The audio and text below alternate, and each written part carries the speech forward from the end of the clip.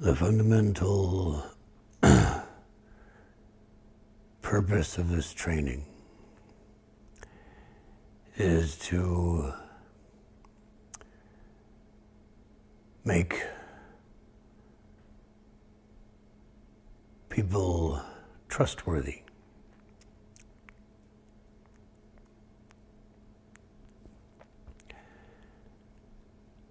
Our fundamental goal in doing this training is to make ourselves trustworthy.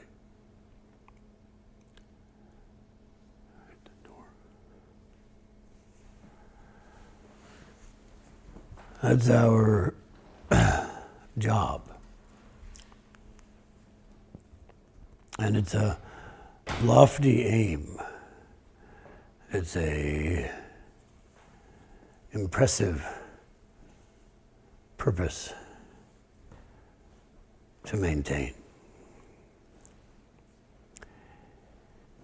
We study trust. We study what it is to become worthy of trust.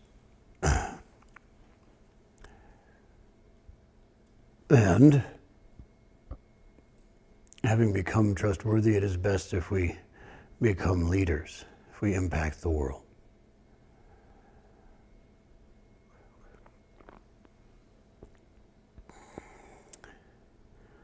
It's important, therefore, for us to understand the significance of trust. Trust is the most valuable resource in a society. Nothing is more important to the maintenance of a peaceful and productive society than trust. Many people who live here in this country aren't aware of how much trust we have in each other here relative to many places. On average in this country, there is an enormous amount of trust. And those of us who grew up in it miss the significance of it. For example, it's very difficult for governments to collect taxes. It's very difficult to compel people to pay taxes. The United States has a very high rate of paying the appropriate amount of taxes. The reason is not actually that we're afraid of being audited. The reason is that we basically, in a way that's unusual in the world, trust our government to use the money wisely. And we can scoff at that. But again, I'm speaking relatively to many places. Compare our society to others. We have more trust in the efficacy, the ethics of our government.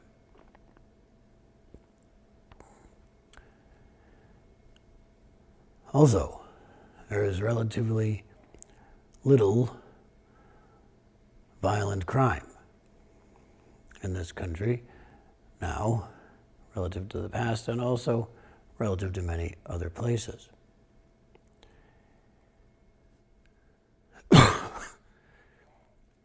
There is an overall trust in each other. When we walk down the street, seeing a lot of people, even if we don't know them, we don't consider it likely that they will commit a violent act against us. It happens occasionally. We're concerned about it, but it doesn't happen very much. Furthermore, when you go to a store, you have a perfectly reasonable exchange with the clerk, and there is a trusting relationship that you'll give them what they want and they'll give you what you want, and it will work. I just bought a product recently that broke. Soon after I bought it back. They gave me my money back. It's a trusting relationship. Again, we want more trust, and if we point out in these examples that I give that it isn't always the case, it doesn't always work that way, especially if we say that and it bothers us, then it just emphasizes the point that trust is important and that we want more of it. But as I say, I've lived in many places and there's more trust here than in many places. Unless if we look right within our country, or within this nation, I've had the opportunity to live a few times for extended periods on Indian reservations. The situation is very different there. There's not the same kind of trust in the United States government.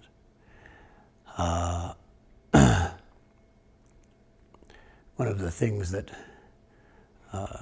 indicates this most strongly is actually how much trust do we have in the police. And while many of us may have grown up with a great deal of trust in the police, when you have a problem, you call the police. There are many situations in the world and also in this country in which there are people who, there may be those in this room who have had this experience. If you're in trouble, the police are the last people you want to bring in because you don't trust them, because they'll take advantage of you. They'll may employ extortion, or they may kill you. You don't know what's going to happen. There isn't so much trust. Under those circumstances, the society suffers greatly. So coming to the point when we can trust each other is the greatest feat, greatest project of a society. Nothing more important than that. There's nothing more important than that you have a society of people who have trust in each other. The same is true in our small community here. That we have trust in each other is the most important thing here.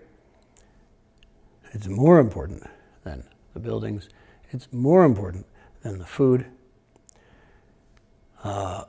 Famous story about Confucius, in which he was asked, what do you need in order to maintain a peaceful, prosperous society? And he said, there are three most important things: the military, food, and trust.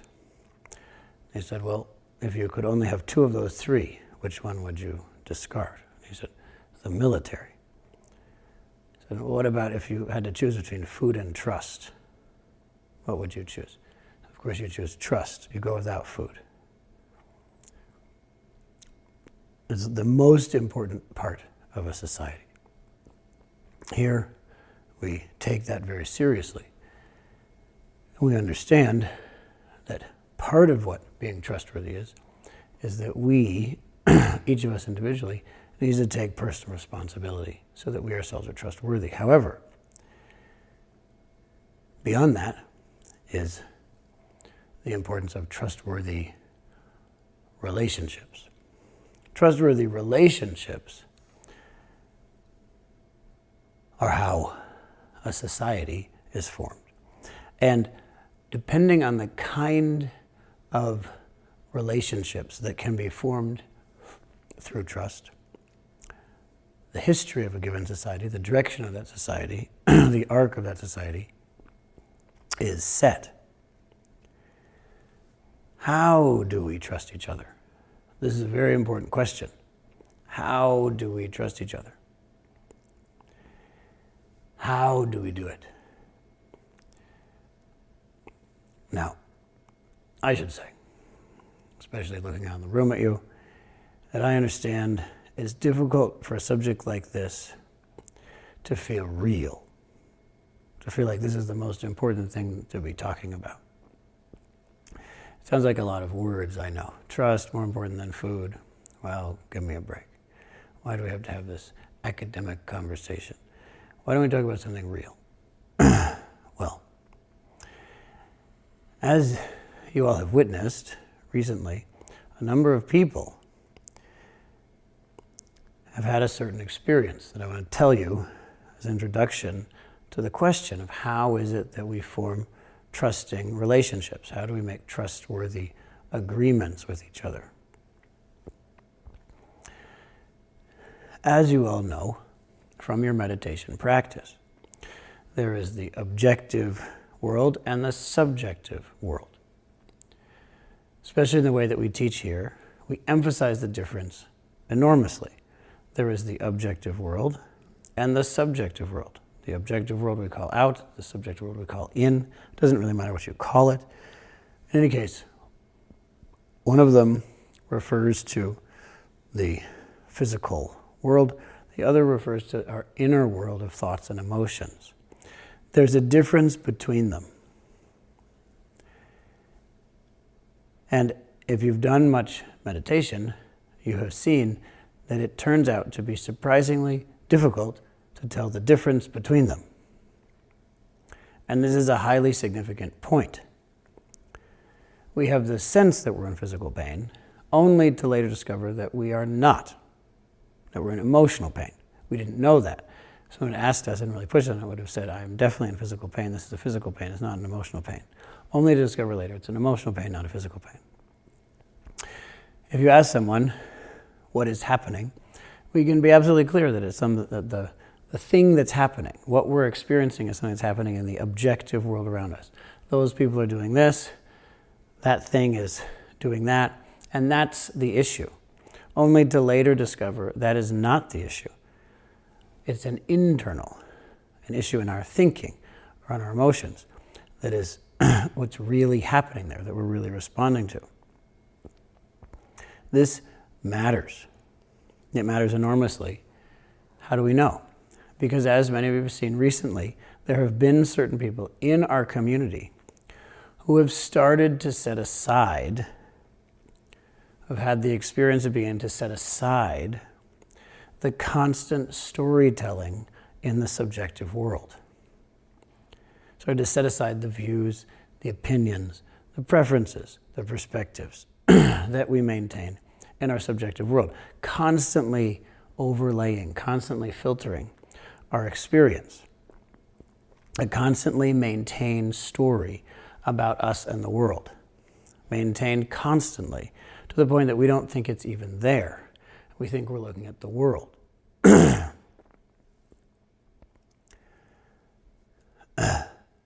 People, recently you've seen them, people have started to set that aside. And you've seen what happens when a person starts to set that aside. They totally freak out. It's terrifying. You've heard people talk about it. It feels a free fall. That's what somebody called it just a few days ago. It says free fall. It's terrifying. It's like being off a cliff. Another person used another equally visceral word of poof. He said, poof, that all of my ability to be a good person just vanishes if I don't maintain these stories. We don't see how important these stories are. We're all maintaining them, but we can't see them. And so, it's important for us to understand that there's a kind of third level. It's a certain kind of subjectivity. There's a word for it. It's called intersubjectivity, which again, I know. You ask, why do we have to have this academic conversation with big words? Can't we talk about something real? Well, not when we're talking about intersubjectivity we can't, because it's not real. This is what many scholars, Yuval Harari for example, call shared fictions. And shared fictions run the world. As the Hopi say, storytellers rule the world. Shared fictions run the world. There's no human being, no one, is as powerful as shared fictions. Shared fictions maintain the society as it is, direct our future, and we don't even know it. We can't tell. For that reason, when I talk about things like this, you get bored. You feel like, why can't we do something more important? You don't. What I'm talking about right now is something that should make you sweat. You should be afraid. You should be shaking. You should have trouble sleeping tonight. If any of you sleep tonight, then you didn't hear this conversation. Because it's terrifying. Why is it terrifying? Because shared fictions, myths, are, on the one hand, controlling our society. So that false things, things that don't exist, determine whether things that are real exist.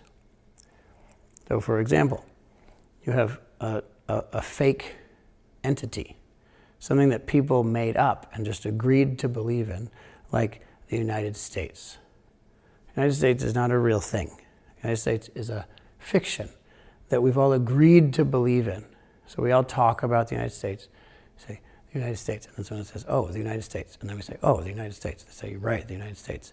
And soon enough, we think that there is such a thing as the United States, without noticing that we made it up. We made it up. And that United States that we made up, a fiction, a myth, an intersubjective story, gets to decide. So let me be clear. It doesn't exist. Are you hearing this? This thing doesn't exist, and it gets to decide whether life as we know it continues. Something that doesn't exist gets to decide whether real species, real living things, exist. This is the real situation as it is. An even deeper myth, of course, is money. Money is a very powerful myth. Again, it doesn't have any reality. It's not a real thing. It has no physical objective basis. We made it up. We just said it exists. And then we kept on saying it and saying it. And one of the biggest things was we need money. Well, you need money. We say it again and again. And it's not that you don't. It's that the reason you do is that we say that you do. That's all. It's not a question of whether you do or not. That's a totally different question. The question is, why would you? If, let's say you did need money, why would you? Because we say it. That's why. And we stop noticing that we're creating the world that we live in through the stories that we tell about it. And this feedback loop between the objective world, the stories we tell about it, and then the objective world is one that we don't see. We don't see that the objective world helps us to create our stories. We use those stories then to create the objective world. We can change the world. We do change the world. The way we change the world is that a community of people share a story. That's how it happens. The future of this planet is being determined by which stories human beings agree about. And if we agree enough, if we agree sufficiently, then it stops being a story. It's the reality. It's how it is. And if you start questioning it, a good way to know that it's a story, it's not reality, is that if you question it, people get all uptight. People start to freak out. So for example, if you bring up something like, is the snow melting? As an objective question, people don't get all excited about it. It just is melting. You say, no, it's not. You say, well, okay, can we move on? They don't get all excited. But if you bring up something like human rights, equality, people suddenly start to feel very interested in the conversation. We should definitely talk about this because people really have human rights. You can tell them, no, human rights are a myth. We made them up. They're not real things. We just came up with them. It's an idea. And we can debate whether it's a good or a bad idea, but it's not a real thing. It's an intersubjective story. So, United States, money, human rights, these are various sorts of stories that we tell. You may have noticed with the snow melting example, it's difficult to just stay with the objective fact of snow melting. It's much easier to turn it into a story. Some of you may have done that. You may have wanted to tell a story about it. That may be our own story, of course. And it's important for us to also see, to make it even more visceral for us, that not only is the future of our planet at stake, which for many of us feels very abstract and distant, which is incredible, but it's true, for our own lives also. Our own lives are being produced, governed by stories. That's why the Buddha was so clear in saying that mind is chief. This is the very beginning of the Dhammapada, the first verse, and the second. Mind is chief. Mind is the forerunner. Mind leads all things. mind, how we look at things, determines what we see. What we see determines what we do, and what we do determines what is there. What is actually there, which then determines what we perceive again. So our mind is maintaining this feedback loop between the objective and the subjective worlds. The way the subjective world is empowered is when a number of people have the same subjective world, agree to share a subjective world. And then you get what we could call consensual reality. There's a term in our tradition. The consensual reality. We consent to participate in a certain reality. When we consent to participate in a given intersubjective story, when we all start telling the same story, we can make a difference. And I'm not saying that it's inherently wrong to do that. On the contrary, today, earlier, we did exactly this. We all together told a story about our organization, what we're doing, what our mission is. That mission is an intersubjective story. It's something we're sharing. Because we share it, we can work together. Because working together, we can make a difference. When we actually believe in the same story, when we know, when we can look around and know these people are going to behave according to this view, according to this perspective, under those circumstances, we suddenly feel very comfortable with each other and can trust each other. This is important to see.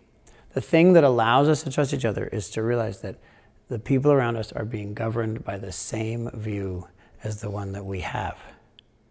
That's when we feel safe with each other. When the people around us are being governed by the same view as the one we're being governed by. Then we as human beings feel very safe. And this is highly significant. Because the fact is that if you took away all of these intersubjective stories from human beings, if you could just flip a switch and then all these shared fictions were taken away, then all but, I don't know, say 1 million human beings would be dead in a matter of weeks. Maybe everyone, of course, possible. We don't know how that would go. Why would that be? Well, because we wouldn't be able to cooperate anymore. We couldn't cooperate. All of our cooperation is based on these shared stories. So what would happen? Well, you can't cooperate. You can't run a modern farm. You can't do it. Why? Well, you need at least gas for the tractor. Where's the gas going to come from? You try to go to the gas station to get it, you won't succeed. Why? Because everyone stopped believing in money. Money is fictional. If you don't believe in money, they're not going to take a piece of plastic and then give it back to you and let you take gasoline. The gasoline's a real thing. This piece of plastic is just a piece of plastic which I don't even want, and besides I have to give it back to you. This doesn't make any sense. You go back and you talk to the farm hands. Same problem. What are they going to do giving you real time and energy? For what? Nothing. A fiction. They're not going to do that. It's absurd.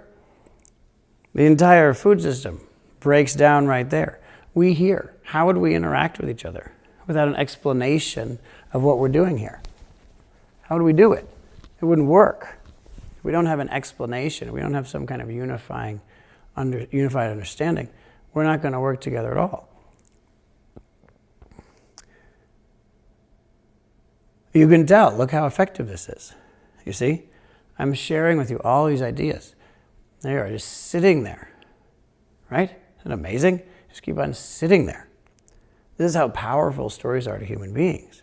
Tell a story makes a difference.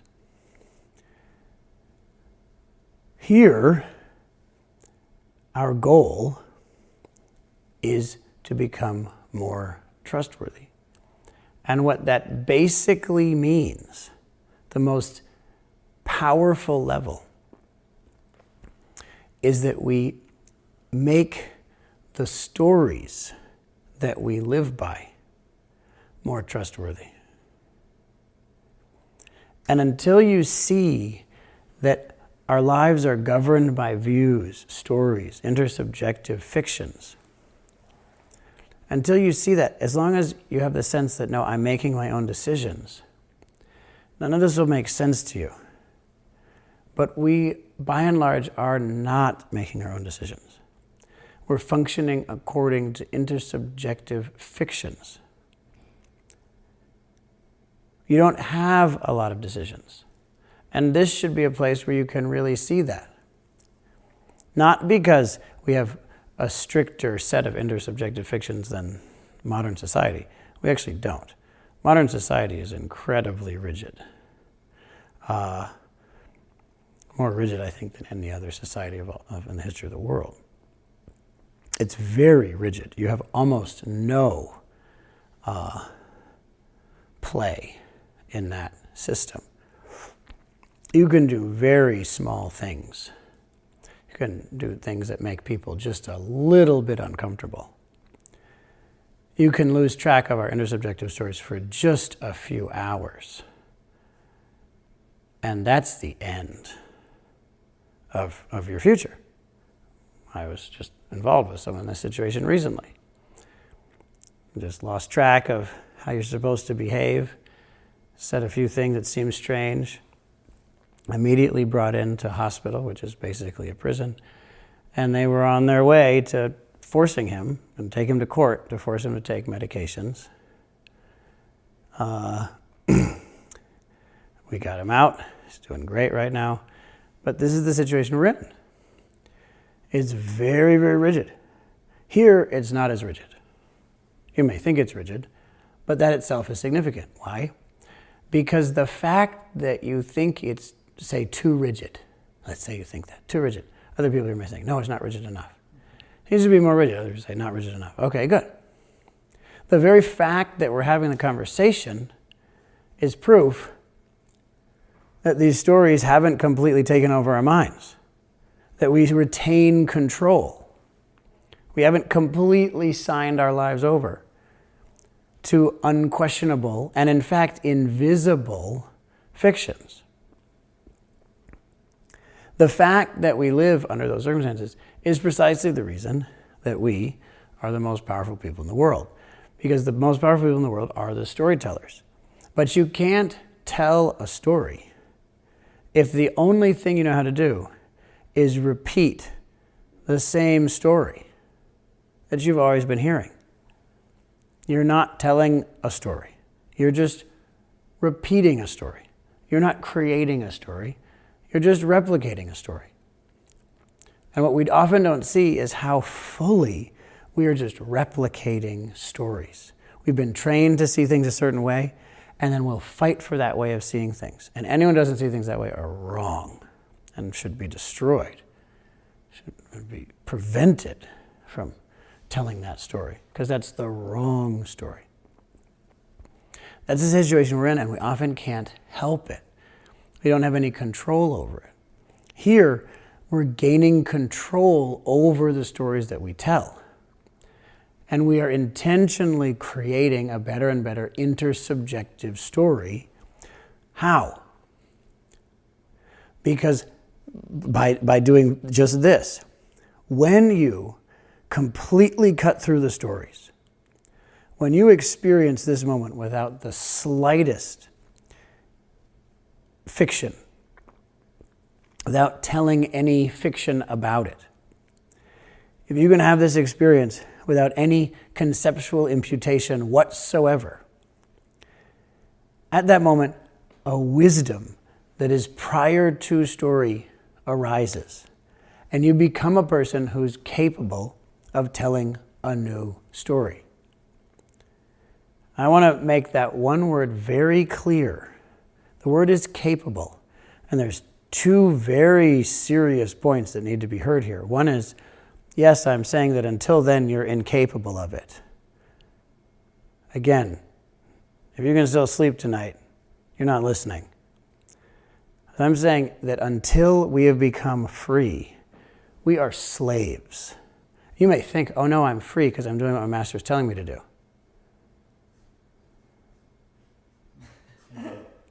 Second, just because you're capable of it doesn't mean you're going to be good at it. Capable doesn't equal skilled. After that realization, after that insight into a wisdom beyond the human mind, beyond the stories that we tell, then there's a long and generally very difficult process of learning how it is that we can tell a better story. Because the implications of the stories we tell are often not understood in the slightest. You tell a story with a certain goal, but when it's put into practice, something very different happens. And we have to take responsibility for all that. When you look at the people who've had the largest impact on the world, the huge impacts, it is the storytellers, or as we call them, the religious leaders. In order to see it this way, you have to understand that religion is actually quite big. And the most powerful religion nowadays isn't something that people think is a religion at all. And we call it humanism. There's all kinds of humanism. There's liberal humanism, which means individualism. There's communist liberalism, which is socialist humanism, and then you have communism as a manifestation of that. Various forms of humanism. We agree to see the world according to the human experience. The human experience is the basis of value in the world.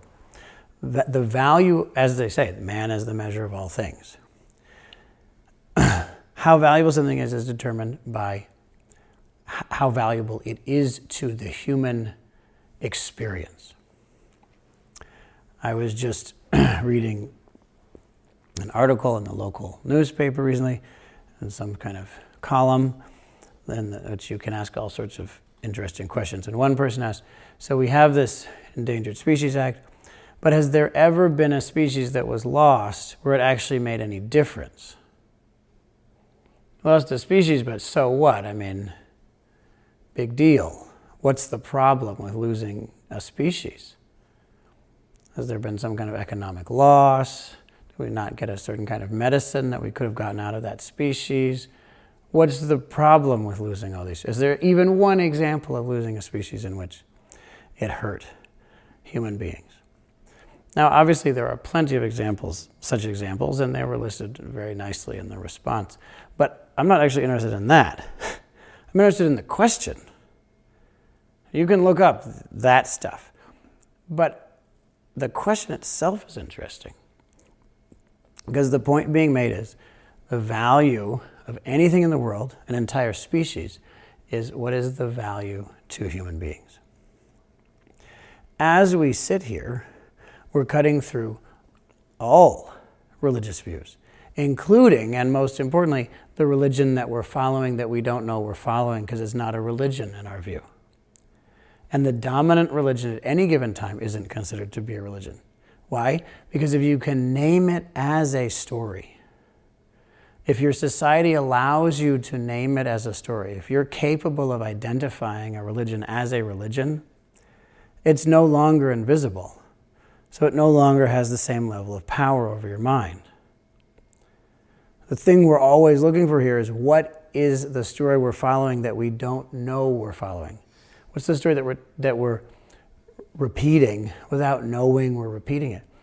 If you can get to the point when you can cut through all of those, and a number of you here know exactly what I'm talking about. You're sitting and sitting and sitting, and you suddenly realize that you've been adding on a vast fictional world that never made sense. If you have that experience and you're free from that story, then you're then capable of telling a different one. Until then, it's a matter of finding new ways of telling, of being mastered by, find new ways of telling the same one. Because we each individually are cutting through those stories, we each individually can become trustworthy at a level deeper than merely sharing a story with people and acting in accordance with that. Because the truth is that the only thing that's really safe when we're just sharing a story with each other and then acting according to that, we feel safe. Yes, we're a progressive political person, so we're with progressives, we feel safe. We're with conservative people, we feel safe. We're Christian, with Christians, we feel safe. We're Hindu, we're with Hindu people, we feel safe. Okay, fine. Congratulations for feeling safe. But what is safe? The view is safe. And it's only because you identified with the view that you feel safe.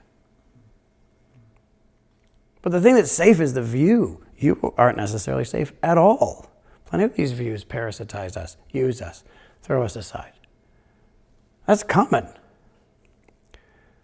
For us to enter true safety is a matter of cutting through all of those views and then discovering that there's a kind of love, a kind of understanding that's prior to all of that. And if we connect with each other at that level, if we actually connect with people as a community at that level, then that's a kind of trustworthiness that is genuine, that's true, that doesn't depend on an intersubjective fiction. It's prior to that.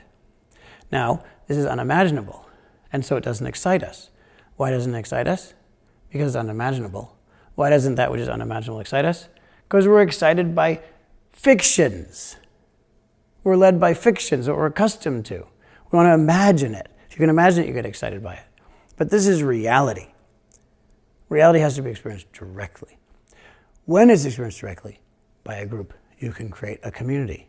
And that community can then do what few are capable of doing. That is, as a community, in an intersubjective way, tell a better story. Now, we wouldn't be the first to do it. This has happened many, many times. It's not impossible, but I can tell you it's rare. Very few people ever escape, much less a community of people. But this is our job. And in that way, we become the most powerful people in the world who are capable of changing the mind on which our society is based. This is possible. It has been done.